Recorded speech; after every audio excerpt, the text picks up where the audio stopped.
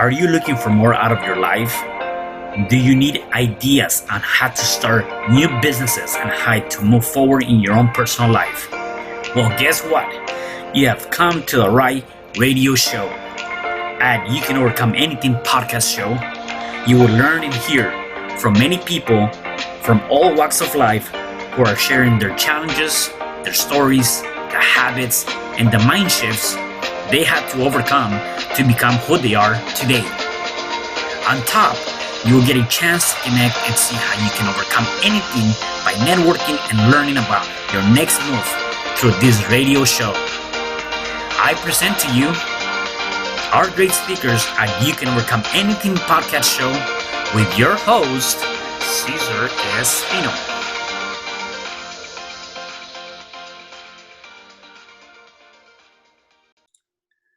Hello there and welcome back. It is your host, Cesar Espino, and you can find me at www.cesarrespino.com.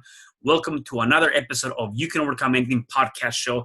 Today, I have a special guest. His name is Todd Palmer. Hey, Todd, how are you? I'm doing great, Cesar. How are you? I'm doing wonderful. Thank you. Thank you for being here. And before we get started, let me give our listeners and viewers a little bit of your background. Sure. So Todd is an executive coach, keynote speaker, renowned thought leader, author, and CEO who is committed to helping business owners tackle their obstacles and clear their path to success. As an entrepreneur and active CEO, Todd knows the struggles business owners face regarding people, cash, strategy, and execution. He took his company from being $600,000 in debt to making the Inc. 5000 as one of America's fastest growing companies, an astounding 6 times. He specializes in helping leaders join the mission statement of the organization with their personal core values while addressing fears, self-doubts, and imposter syndrome. He brings a unique blend of authenticity, transparency, and vulnerability to help leaders and organizations achieve their highest goals. And he's here today to share his story, what he's learning along the way, and his proven framework for helping business owners achieve success. Wow, that's amazing. That's definitely amazing to be able to take a company from $600,000 in debt and making it to in 5,000. That is definitely, it takes certain skills and definitely being able to stay focused in a particular path. So definitely want to know more about that. However, before we get there, I want to know about who is Todd, and let's take it back to the beginning. Where were you born, and what was it you growing up as a kid? So I was born in a suburb of Detroit, Michigan, and when I was 5 years old, I had a very pivotal change in my life. I love the title of your show, You Can Overcome Everything, and I think I started learning that at 5 years old. Okay. So at 5 years old, unfortunately, my dad passed away. And within 90 days, my father is gone.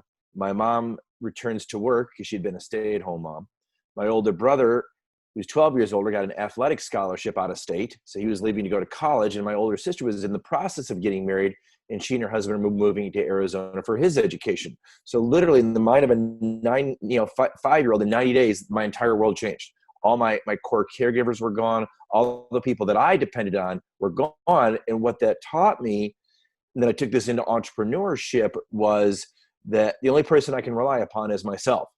And that worked pretty well until it didn't. And my mom eventually got remarried. We moved out into the country. So from my formative years, I basically grew up in the middle of Michigan on a farm.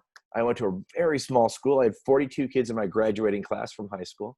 Wow. And so now I live in a suburb. I've moved back to the Detroit, Michigan area, and I live in a suburb out here.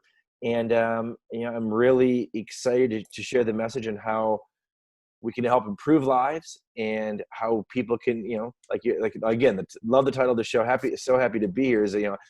I learned to overcome something at 5 years old, and I learned to overcome a lot of stuff in my 30s, then in my 40s. And that's part of the evolution of improving lives, that we always are overcoming something.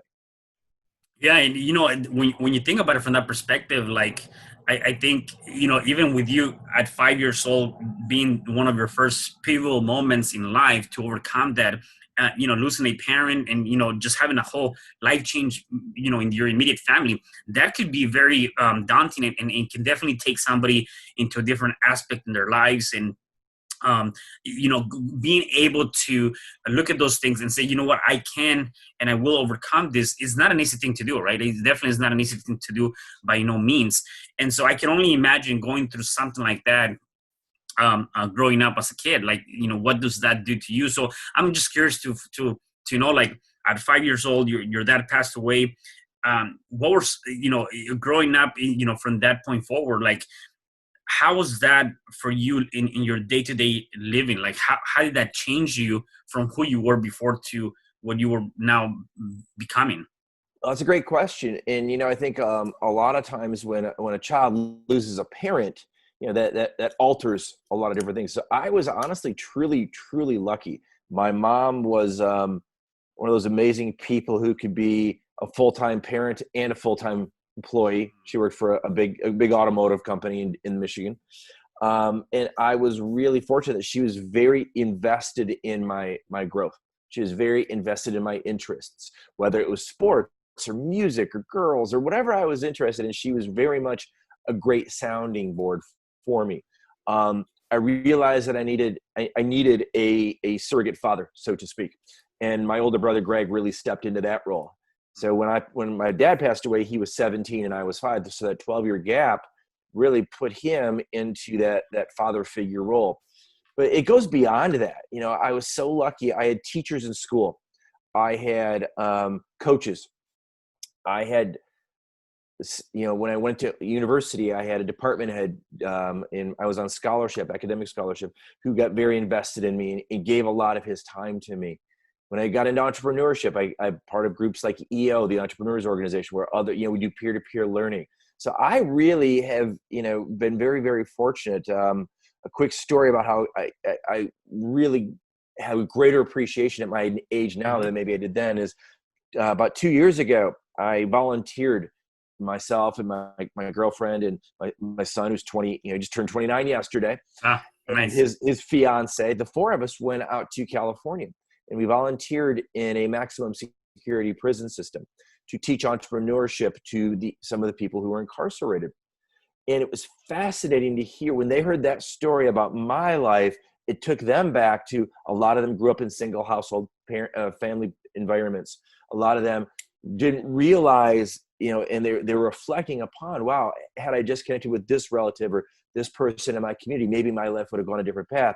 Unfortunately, I connected with this group of people, or I made these choices.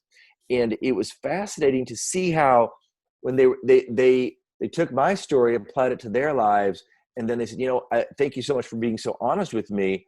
We're much more alike than we're different. And when you come in as a Inc. 5000 CEO, they kind of see you in a certain light, and they apply things to you that maybe aren't true. That it was easy for you, that you had a silver spoon, that you didn't have challenges. And when they hear the challenges and struggles that a lot of us as entrepreneurs shared with them in the safe room, they were really blown away. Like, oh my gosh, we're so much more alike than we are different. And for me, I'm like, oh my gosh, we are so much more alike. And some of these guys were running great business, quote unquote businesses. And they were massive entrepreneurial spirits. They were just guided differently. So we all have challenges to overcome in life. We all have pivots we need to make. We're coming through COVID, a lot of things to overcome through that, coming out of that piece. I'm working with a lot of clients right now, getting them to reframe success and to get them to reinvent their businesses and to redefine what maybe that surviving is the new definition of success during these tough times. So it's a lot of things going on right now. Yeah, and I love what you mentioned. The fact that even with that experience, the group of people that you decide to be around can make a big difference, right? And obviously, you saw that through going through this this thing you did in California. Even for yourself, like growing up, and the fact that your older brother stepped in, and you had teachers and you had all this stuff. So I guess, and maybe you might have covered this even when you were talking to the people in the jail. When it comes down to people, like, how critical is that, though? To really, if you were to give an advice to someone listening to this show right now, saying, like, the people you choose or the people that you hang around with, how critical is that for their success in the future? Oh, it's so critical. It's literally who's in your tribe, Mm, who's in your, in the best application in the world, who's in your gang. yeah. By the 5 people you spend the most time with. And one of the things that I've really learned is I've gone through my career, if I've put myself around people who are, I see them as, potentially quote unquote better than me, more successful, better parents, better husbands, better entrepreneurs, better leaders in the community. And I feel a need to rise to their level. Mm, And unfortunately, a lot of times we get trapped in situations where it's kind of the bucket of crabs theory. Someone's trying to get out of those environments where maybe it's not so healthy or so safe.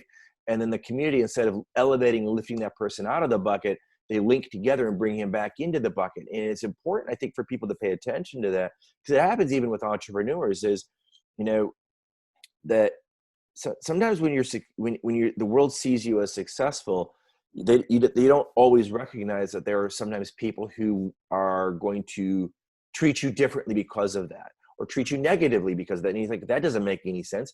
Well, the 5 people you have in your tribe the most should be those people who want you to propel forward. As a parent, I want the very best for my son.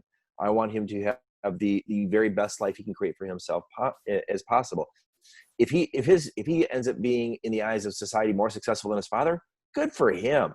That's awesome. I mean, yeah. that then in my brain, it's like, then I must have done something right. But then I reverse that. It's, what is our relationship with ourselves? Mm, A lot of entrepreneurs, believe it or not, get into business to either to prove something to someone else that they can accomplish something, or just as importantly, prove to themselves they can accomplish something. And it's often from a sense of lack, not from a sense of abundance. And so I want to prove to Cesar that I can yeah. do this and I can do that. So I'm going to, just drive and drive and drive. When the reality is, you don't care. Yeah. But it's the story I tell myself. I just watched Mm, the Michael Jordan documentary, and how he yeah. would always make an enemy out of his opponent to beat him. That works sometimes. I'm not saying don't do, but it doesn't work every time. So Right. if you make your best friends your enemies, if you make your family your competition, that doesn't work really well. Yeah, no, definitely. And then in terms of you getting into entrepreneurship, and how did you stumble across that, instead of just saying, I'm going to work for a company, just be the CEO or whatever journey, right? How did you stumble upon that? Because I think a lot of people sometimes, I was talking to somebody this week who, they're pretty much already tired of working for a company. They're afraid that they can get laid off, and so then the thing came into mind of possibly getting to become an entrepreneur, yet they don't know how to do it, right? And so before we get to what it is to become an entrepreneur, how did you stumble upon deciding, I'm gonna go with this, which is more risky than having that secure paycheck, quote unquote? Sure. Great question in regards to, as I think about and ponder the question and I'm absorbing it, it dawns on me that it really came from a place of self-awareness. Mm, I was very self-aware that I was a terrible employee. And I was terrible at internal politics, and I wasn't I wasn't that guy. I had a lot of ideas. I had a lot of things I wanted to try, a lot of things I wanted to do. And I recognized that I think I was one of the first millennials, mm, back in the early 1990s, because I was willing to focus on freedom and flexibility, because it was important. I was a single parent. I was raising my son by myself. And I knew that if I wanted to go the corporate route, that I would be giving up some of that family time, and that he needed me. I was his only parent. And that was my primary driver. So I thought, okay, how can I create a life by design? How can I be a parent as often as possible? And then I said, all right, I can go into business for myself, and I can create this situation. And that's the fairy tale I told myself, unaware that, I was like, the Lord of the Rings movie. I was like Frodo leaving the Shire, going on this great adventure, which turned into fighting dragons and a lot of tragedy. And yeah. it's that hero's journey that I didn't know I was going to take. And the other thing that I did know is I had a great risk tolerance. Mm, So I could pick, if I fell back down, I could pick myself up, and I fell back down, I could pick myself up for a long time, until like 10 years into the journey where I almost couldn't pick myself back up. And then I got $600,000 in debt. Wow. Yeah, that's amazing. Two things to that. I think maybe one of the driving factors, and I want to get your opinion on this. I see it for myself too, and maybe you can relate to that. Being a single parent, and also you growing up with not having a father, although your brother stepped in and you have your mom, but not having a father and kind of having just one parent growing up. Um, I would say that for you, one of the driving factors was, I want to make sure that I'm there for my son. I want to make sure that I do what I have to do. I want to give that time, and therefore that was also possibly a deciding factor of, if I go to corporate, I'm going to be stuck with X amount of hours where I'm not going to be able to give them that time, which I didn't have. And I want to make sure they don't go through that same aspect, right? Yeah, that's very well said. That's exactly what I was thinking. It's like, time is finite. I can only do this once. Yeah. I can, in theory, I can always make more money, but I can't make more time. And it was just the driving factor. But what it forced me to do is be very disciplined, which is great to be as an entrepreneur. Literally would get up at the same time every day. And I would take him to daycare. He'd be the first kid into daycare. And he was in kindergarten. He wasn't even like first kindergarten, first grade. He's like, and he would get angry. He's like, why do I have to be the first kid? I said, Sales 101. Here's the benefit of that. You'll be the first kid picked up. I promise you. Yeah. And nearly every day he was. So he's the first one in and the first one out. And I got super disciplined so that when I would pick him up at about 4:30, from 4:30 to 7:30, 8 o'clock was our time. So we had 3 hours. He had 3 hours of my focused time Monday through Friday, very consistently. And not a lot of kids get that from their parents. And there's a lot of great parents out there. I'm not saying my way is the only way. But then put him to bed, I'd go back to work. So then I'd work on paperwork and invoicing and everything else I needed to do from 7:30 until I was done. I'd go to bed and we start over the next day. And that was the routine. And I could not have done that if it really wasn't for me, my internal priorities being the way they were aligned. In retrospect, if a client came to me and said, "Hey, this is what I'm thinking of doing," I would really try to counsel them maybe to do different. But I anchored in on what my true driving force was. What was the most important thing to me, and it was actually being a good dad first and a successful entrepreneur second. Yeah. The other thing you mentioned, you talked about was the hero's journey, and so. I was trying to look it up right now. I couldn't remember. And so I think that when you look at that, and for those that are listening and watching, you need to go and Google the hero's journey. There is an actual whole history behind that. And now that I think about it, that is pretty much an entrepreneur. There's 4 different phases that you're going through in this hero's journey. And depending on that journey, where you fit in, there's different things that, you're going through as part of that journey, whether you're getting temptation, whether you feel like you've been defeated, whether you feel like you're actually finally going over that hurdle, whether you're finally becoming that mentor, or in your case, you became and went out and helped other businesses grow and create this. Like, there's this whole cycle of life, the hero's journey, that was created and goes into a lot of detail, which that can definitely be a different show, just kind of going over the whole aspect of that, right? But when you think about it from that perspective, that's definitely more or less what you've gone through, right? And so let's talk about getting this company from a $600,000 debt into becoming in the top 5,000. That was part of the hero's journey for me. And when I tell that story, and when I think back on it, it was pretty incredible. But, for me, the first thing I had to do was get through the thing that had been most successful for me, which was, only rely on myself. For the first 9 years of the business, I thought I could do anything. I thought I had to have all the answers. I could do anything. I could run all the departments. I could do sales. I could do it all. And we grew and we scaled, and then I couldn't. And I'm like, and so we go back to what used to work for us, and it didn't work anymore. And I kept trying and it didn't work. And then what happened is I got this itty bitty negative committee in my head telling me how much I stink and what a terrible CEO I am. And now what a terrible parent I am. And my self-identity became attached to the business. If the business was great, I was great. If the business was terrible, I was terrible. Bringing that home to my kid, defeating the original thing I wanted to do, which is be a great dad. Now I'm coming home and being a complete jerk. And, I reached a tipping point. And my imposter syndrome was so bad, it became depressive. I couldn't get out of bed. I wouldn't go in and deal with the issues in the company. I wouldn't deal with the employees that needed to be maybe removed from the company. And I got to the point where I essentially, like anybody who's got a challenge in life, I hit bottom, my entrepreneurial bottom. And I reached out for help for the first time. And I hired a coach, which I could not afford. And he looked at my finances. He helped me get some quick financial literacy to that. He helped he started working on, he used to call it the doom loop in my head, my imposter syndrome, started replacing, I'm going to replace this tape with a better tape. Looked at my staff. He was like, yeah, you have a very underperforming staff and you've got to change as a leader. It's always inside out leadership. I couldn't change my business until I changed Todd. I got to change me first in order to be a better leader, a better CEO, a better entrepreneur. And that's what I teach my clients. It's always inside out work, because when we go inside out, we take all the complicated crap and we break it into small pieces. We simplify it. And then we take massive action around it. And we have an intention of what we wanted to have happen. My intention was to get out of $600,000 in debt. I didn't know how I was going to do it. So my coach and I would work on it. And part of that was we realized we need to replace the team. So I fired the entire company in one day and I started over.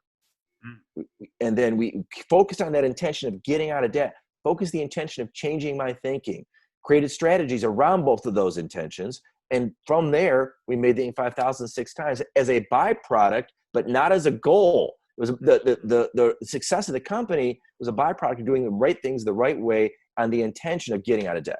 Yeah. And you mentioned something again that I think is critical, that and you can see this not necessarily just in business, like in reality, in anything, really in anything, right? Jim Rohn talks about this too.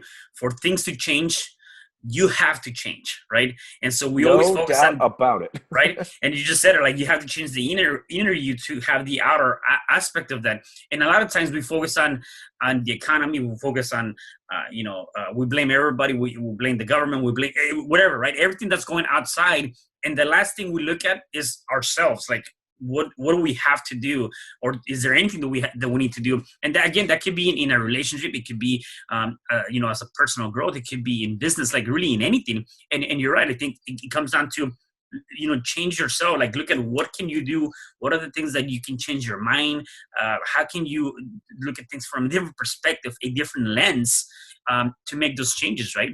Yeah, and that's really what I'm teaching CEOs. It's so many CEOs don't understand that. I'll appear on a podcast, or I'll go on stage and speak, and someone will come up to me after and say, "Hey, I want to talk to you about maybe engaging you for coaching services." That'd be awesome. Yeah. So what are you looking for in a coach? First question I always ask. Well, I want if someone says to me, "I want to be on the Inc. 5000 6 times like you are," yeah, I am not that guy. That's a byproduct. Right. It's even sports success. Michael Jordan's success as a basketball player was the byproduct of hard practice and effort, and applied to abilities and skills and temperament and practice. And if you watch, a lot of these, even a Mike Trout or Miguel Cabrera, these great athletes, they're changing game to game. They're pivoting. They're evolving. They're changing at bat to at bat, pitch to pitch. And we as entrepreneurs have to do the same thing. It's doing the same thing over and over again, expecting a different result. Definition of insanity. And that's the way it really goes. And it's an awareness around, if I'm heightened and if I'm reactive, why? Well, it typically ties into fear. What am I afraid of? Well, it's COVID. I'm afraid I'm going to lose my business. I'm going to lose my home. I'm going to lose. So let's address that. Stand up and say, I'm afraid. I'm scared. That's what I had to say. I said to my coach, I'm over $500,000 in debt. I'm going to lose my house. And I shared all my greatest fears. He's like, calm down. Let's take a look at how that may not happen. And he goes, it could happen. So he's great. He validated it could happen. But let's look at the likelihood of that.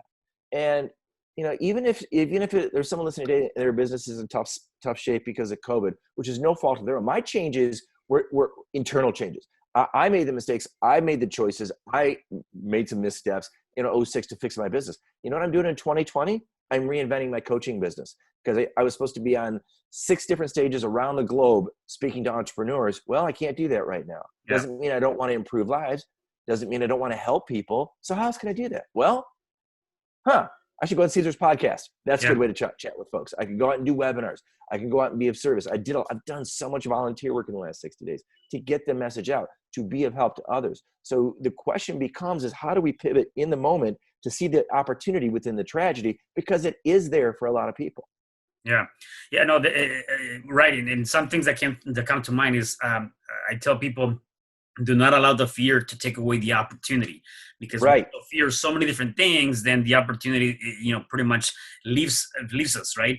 The other thing too is one of my mentors mentioned, you got to deal with what emerges, right? So deal with what you have at that moment. And like you said, you're reevaluating, you're strategizing, you're looking at what do I need to do to still be out, and what do I need to change in my business. You're out, definitely looking at it from that perspective. And I think again, we always forget about doing that. And even with what we're going through right now, with all the changes, all the struggles, all of those things that we, for the most part, we cannot control. It's not only happening to you or me, it's happening to everybody in some shape or form. Everybody's been affected by what we're going For through. sure. For Right. sure. And so we just got to be able to figure out, okay, well, what can I do? I also believe that what you focus on will expand. So if I'm focusing on the negativity, I'm going to lose my business, this is not going to work out, whatever the case may be, then you're putting so much attention to that you forget about the possibilities. And a lot of times, even if there's one small possibility, then you stick with that one possibility that is positive, because then that might lead to more and more and more and more, right? And so definitely that's something that I think, we as people need to do. Now, when it comes down to people, money, and strategy, those are the three aspects that you touched on going into this company. And is that part of also a lot of the coaching that you do, or consulting that you do for businesses? Are those the three pillars that you look at? I always start with people. It's always people. And it's I've had debates with other coaches and debates with other leaders. And for me, it's just, let's not make it complicated. Life is complicated. Yeah. Let's just choose not to. So I really break it down like this, it's always, any problem in business is always a people business. So it's the people who make the decisions about the cash. It's the people who makes the decisions about the strategy and the execution. It's the people who choose not to pivot when things are coming at them. And it's people who choose which companies you want to work with, what other people you want to work with. And it's people who choose the staff that are going to be on your team. So I always say to my leaders that, let's say my business isn't growing, my revenue's flat. Perfect. We can totally address that. Let's take a step back. What do you think it is? And they're going to go down. It's the marketplace. It's my niche. It's this. It's that. Could be. Who's in charge of all that? Which person is in charge? And let's dig in with them a little bit. 99 out of 100 times, the bottleneck in every organization is at the top. It's the CEO. It's the entrepreneur. It's the leader. So think about it. If you're sitting with the CEO and his 5 executives or his 10 executives, and he always speaks first, and he or she wants a bunch of yes men around them, well, there really is just one leader. First is, I always train my leaders to speak last. Go around the room, solicit the best ideas. Then, if there's an idea that's better than your idea, the great thing is you never have to tell anybody. You can just say, I just love Cesar's idea. We're going to go with his. Next topic. Perfect. You can say, wow, versus you putting your idea out there first. Cesar may never speak his idea. Well, that's bad business. That's 10 people going in one direction is very powerful versus one person going in a direction, pulling 9 other people behind them. So It's the power of the team. But I just, for me, again, I go back to my experiences. The bottleneck in the company was me. We couldn't fix the business until we got Todd unstuck. So if I can get the leader unstuck, and you can realize, like a guy on my website, perfect example, his name is Tom. Once he made changes to his leadership team, his first year with me, and those are tough, and he even puts in the testimonial video, those are tough calls. His business grew 70% revenue, 500% profit. I mean, but if he got the wrong people off the team, got the right people on the team, he was able to just, blow that thing up. Yeah. Yeah, no, I love that. And you're right. Now that I see it, and I made some comments here, people is the driving factor of the money or the strategy or whatever is going on. And so a lot of times we focus on, well, my marketing is not working too good, or some sort of tangible or different aspect of it. When in reality, when I see it from that perspective, now that I think about it, somebody initiated that. So I love the marketing, because everybody says that my marketing sucks, or my marketing's working, my sales are this, right? Revenue. All right. So if your marketing isn't working, what are your measurables? What are your KPIs? Are you watching the proper numbers? And if a number is off, who do you go to? What other human being expert do you know that you can go to get feedback? So if your click-throughs are low or your downloads on your podcast aren't who knows how to move that number up? I got wrapped up in thinking I needed to know all that. What I figured out is, no, I don't need to know all that. I need to know who to ask. And I need to go to that guy and say, hey, I want to grow my podcast. How do I best do that? And it's not some schlocky program I see on Instagram for $1,000. I'll tell you the 10 secrets. That's nonsense. It's what are the proven strategies to grow? And typically, proven strategies take time. Like I said, I'm redoing my entire stuff. I'm laying out a 3-year runway of pivot and change. I've literally step by step laid it out. And what I did is I went and talked to somebody who's already done it. And I bought him coffee. And he told me everything I needed to know for free. Why? Because I gave him something first. Yeah. And he said, read this book called Content Inc. by Joe Paluzzi. And this will tell you everything you need to know. And the guy who told me, his name was Kyle. Kyle grew his business from 0 to $30 million. Wow. And he's recession proof and he's COVID proof. So I'm looking, all right, who do I know who's not suffering like others? And he goes, do this. And he goes, here's the deal. It's not hard.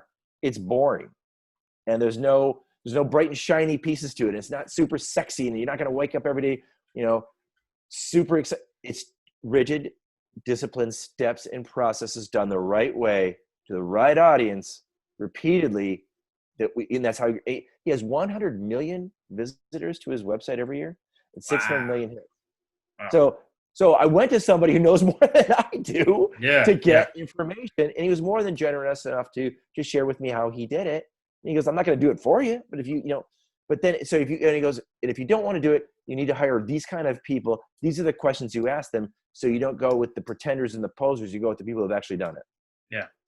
I love that. And this is the same kind of model that Henry Ford built his company upon, right? He didn't know anything. He was surrounded by people that had the actual expertise in a particular area.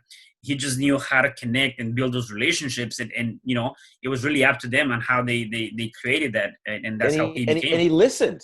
Yeah. He listened. God forbid he listened, It's like, I remember seeing this interview probably, oh my gosh, 15 years ago with Larry Bird when he was head coach of the Indiana Pacers. The reporter was really thought he had like the gotcha question. He's like, Larry, you've never been a head coach anywhere. We know you're a great Hall of Fame basketball player, but you really don't know what you're doing. Why should the Indiana Pacer fans have faith in you that you know what you're doing? He's like, hey, you know what? You're absolutely right. I've never coached anywhere. These 6 assistant coaches I have are all head coaching experience. My job is to listen to them. My job is to get their input. Then my job is to make better decisions. That's my job. That's brilliant. It is. Going back to your question from a while ago, if you surround yourself with the right people giving you the right input, and you can be the BS defector of, okay, well, that makes sense and that sounds ridiculous, and you can make those choices and make decisions. A CEO at the end of the day really does 2 things. They remove bottlenecks for the company to grow and survive and thrive. So they remove bottlenecks. Second thing they do is they just make it easy. They make it easy for someone to work for you, or you make it easy for someone to do business with you. That's really all you do. Mm-hmm. Yeah.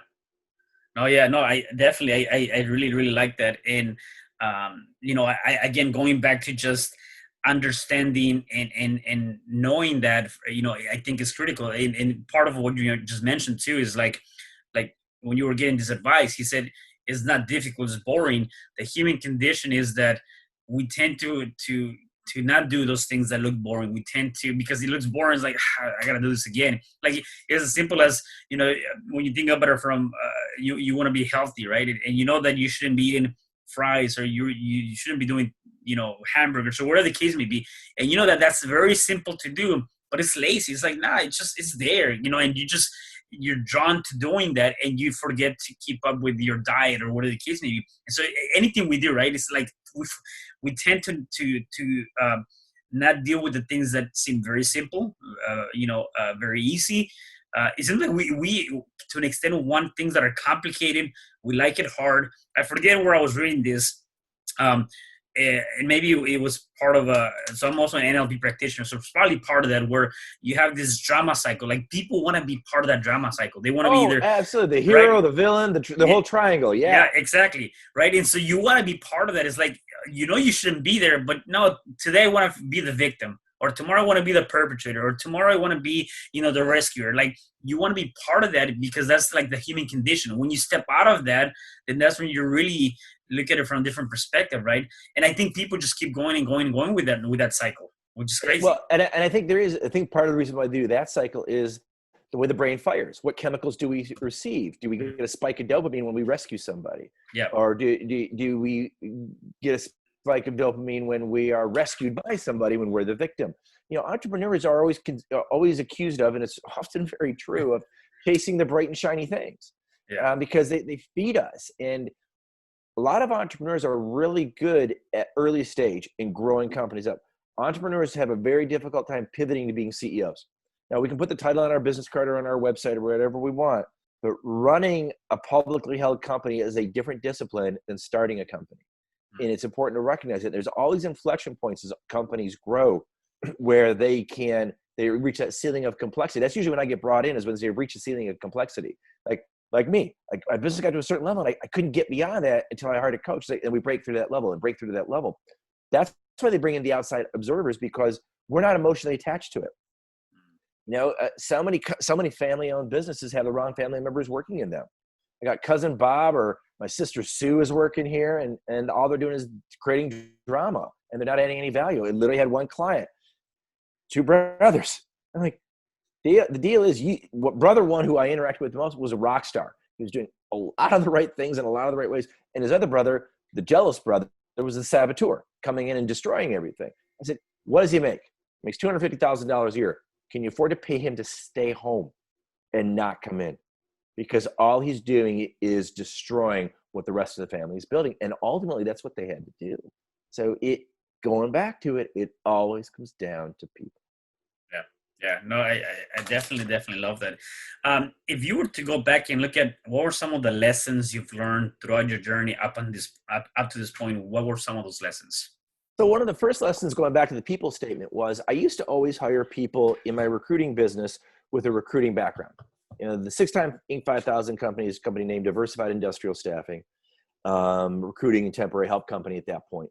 And I used to only hire people with recruiting or HR backgrounds. And when I pivoted, came up with a different process called hire for DNA, not for resume. Mm-hmm. So I would take people from restaurant and retail and other sectors and bring them in because they match the core values of the company. They match the DNA of the company. So their DNA matched the company DNA.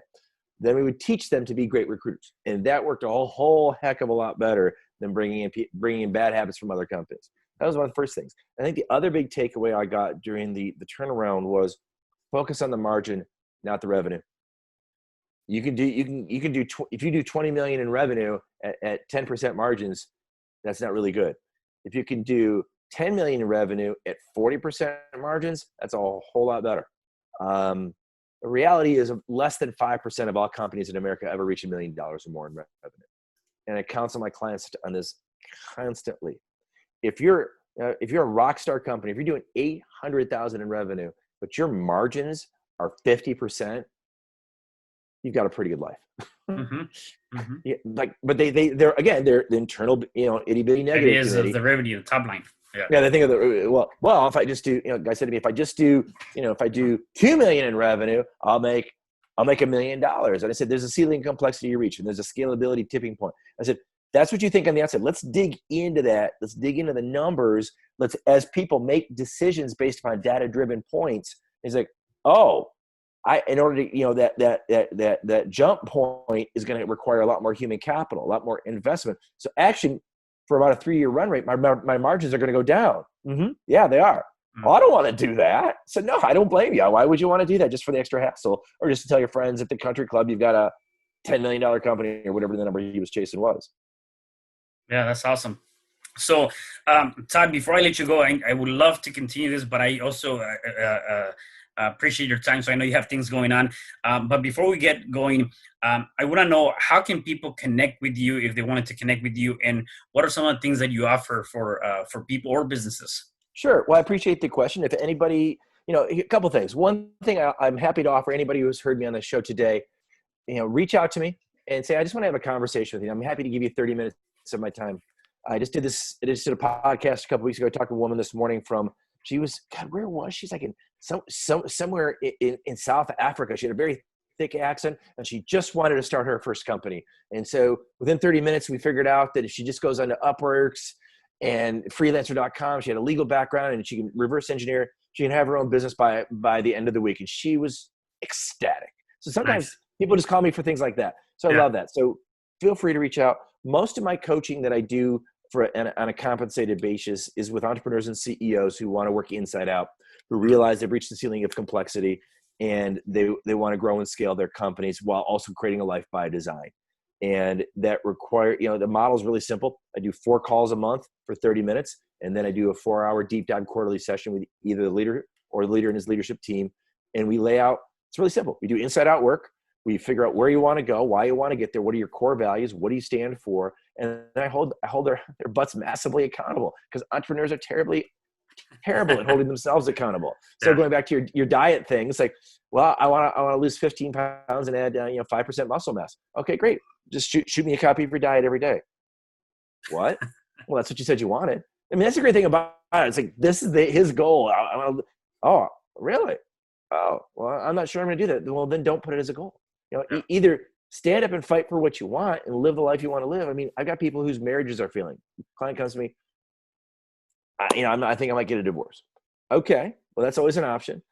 Tell me why. And we went through it, and a lot of it is not her issues, but his issues. So I said, the first thing you're going to do is go talk to your wife. Tell her what a life by design looks like. Well, what if she rejects me? I said, well, you're going to divorce her a half hour ago anyways. Does it really matter? Turns his life around. They're now galvanized or working on a life plan together. So that's what I help people do. Wow. Love it. I love it. Oh, that's awesome. So do you have a website where they can connect with you or yeah, for sure. Thank you so much. Yeah. Please reach out to me at todd@extraordinaryadvisors.com. I'm on Instagram and Facebook and Twitter and LinkedIn. I'm pretty easy to find. So if someone wants to reach out to me, go through one of those platforms or just email me directly. Again, todd@extraordinaryadvisors.com. Mention that you heard me on Cesar's show. And I'm happy to give you some time, or if you're looking for a coach, I'm happy to do a diagnostic to see if I'm a good fit for you. Awesome. Okay, cool. And then in terms of one last tip that you can give us, you've given us a lot of great tips. If someone's going through some sort of challenge right now, whatever that might be, what is one thing that they can do to more or less overcome that challenge, whatever that might be? I think a couple things come to mind. First thing is ask for help from a trusted person. And if you don't have a trusted person in your life, ask a trusted stranger. Sometimes we're much more honest with people we don't know because the perception of rejection and judgment is reduced. For people who are struggling and are more self-directed, I'm a big believer in being a lifelong learner through podcasts, through YouTube videos, through books. I mean, I've read more books in the 2 months of COVID than I probably read in the last 15 years because I've just got the time and I'm fired up and I want to learn. I'm reading content take like Kyle suggested. So I can just, there's solutions out there. And I think it's a great way to end the conversation is you can't overcome anything if you want to bad enough. And if you're willing to recognize your self limits, and if you have limits, reach out. There's plenty of coaches, there's mentors, there's people who want to help, but you've got to raise your hand and ask for it. Yeah. I love that. Definitely. I love that. So yeah, ask questions and definitely they need to check you out. And if anyone has any questions, they should try to reach out to you to see if there's a good fit for them and you to work together.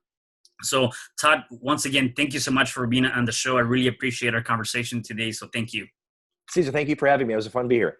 Awesome. And for the rest of you guys, please make sure you check us out on any platform where you can hear a podcast. Also come out to this particular podcast and leave us a comment and like and share. And until next time, stay tuned for the upcoming podcast coming up.